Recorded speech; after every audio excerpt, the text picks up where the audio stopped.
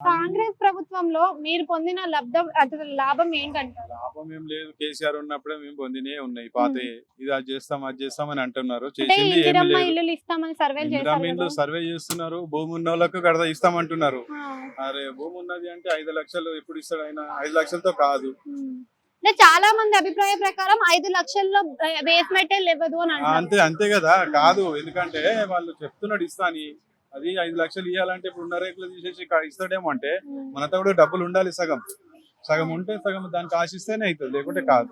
అంటే ఒక్కొక్కసారికి ఒక్కొక్క విడుదలగా ఇస్తాను అని అన్నాడు కదా! మరి అదే ఇవ్వగలరా? కొంచెము దాన్ని చూసి దాని గవర్నమెంట్ ఫోటోలు తీసుకుపోయి బ్యాంక్ వాళ్ళ ద్వారా వస్తాయి అవి. హ్మ్. అది కాదు ఒట్టిగా అంటే చెప్పేవన్నీ. అప్లై చేసుకొని వాళ్ళందరూ ఇప్పుడు అప్లై చేసుకొని రాని వాళ్ళందరికీ కూడా ఇచ్చి చూపిస్తాను అని అంటున్నారు కదా! అది ఇవ్వగలుగుతాడా? ఇవ్వగలుగుతాడు. సగం అది ఆఫీసుల చుట్టూ తిరగాలి. అంత ఈజీ ఏం కాదు అది. హ్మ్. ఇందిరా మీన్లు అంటే ఇప్పుడు ఇవి కేసీఆర్ కట్టించిన వాటికి కలర్ ఇష్ట ఇస్తాడా? ఏం చేస్తాడు? హ్మ్.